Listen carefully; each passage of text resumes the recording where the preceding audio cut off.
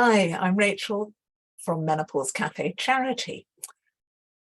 And I'd like to just tell you a bit about what is a Menopause Cafe and about Flushfest, the world's original menopause festival. Menopause happens to people. Of course, the vast majority of us are women, but it also happens to trans men, non-binary and intersex people. And one night before my menopause started, I thought, what should I watch on telly? I watched Kirsty Walk's program, The Menopause and Me, and realized before that, I think I just thought my periods would keep happening and then one day they'd stop. Maybe I'd get some hot flushes, but hey, everyone laughed about them. I watched the program and realized, no, it is potentially much more serious than that. Some people have a huge variety of symptoms. I had no idea. And I also realized people don't talk about it. This is back in 2017. It is talked about more now. So I thought, hey, I used to run death cafes where people drink tea, eat cake and discuss death. What if we just borrowed that model, which Death Cafe kindly allowed us to do, and substitute a new taboo subject? So that's how Menopause Cafe started, www.menopausecafe.net. And at a menopause cafe, people, often strangers, meet to drink tea, eat cake, and talk about menopause. That's it. No speakers, no experts, just anyone with an interest in menopause. So it's a grassroots movement. Our aim is to raise awareness and knowledge about menopause, and we do this in two ways. We have the Menopause Cafes, led by host volunteers. Maybe you'll want to be a host.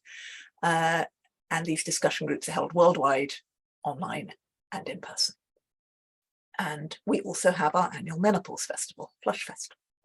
Let's say about the cafes first. So they're always held in a confidential and respectful place. It's not a place for argument, just for being curious about other people's views and opinions and questions. Anyone can come, doesn't matter your age or your gender, because we think everyone needs to know about menopause. Either it will happen to them, has happened to them, or they will live, work with people going through menopause. So it's not a support group only for menopausal people. We've got no intention of leading people to any conclusion, product or course of action. We're just creating space to talk and share knowledge, laughter, tears, stories, questions, and we're not for profit. Here's the first one in Perth, Scotland,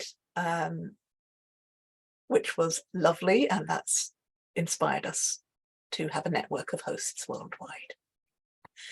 If you want to host a menopause group that doesn't follow our principles, fine, just don't use our trademark name, call it something else, and do register with us if you do use our name.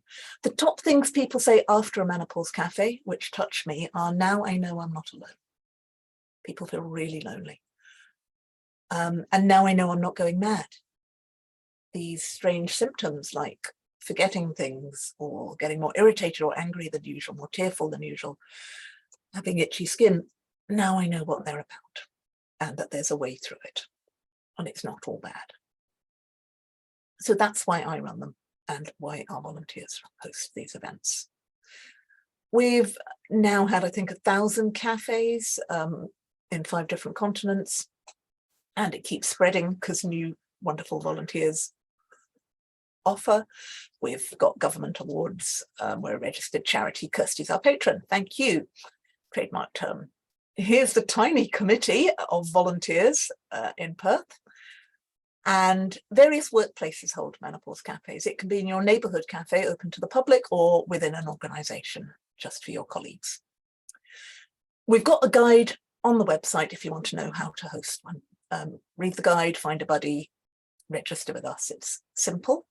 If you want to attend a cafe, again, go to the website. There's a list of events. There will be either one near you or one online that you can join.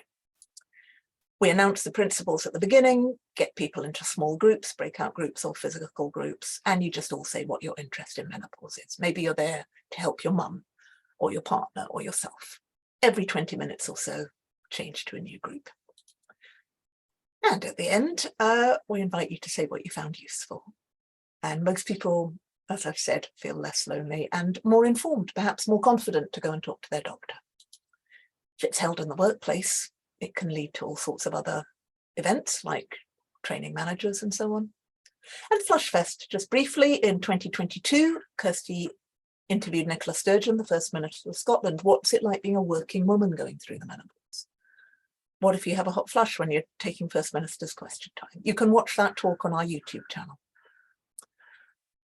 This year, come to Edinburgh in September or join us online for Flushfest 23. We'll have a cabaret entertainment night on the Friday, medical talk from Dr. Heather Curry, talks on sleep, nutrition, interactive workshops. We want to have fun. We want to use creative arts. We want to celebrate as well as commiserate.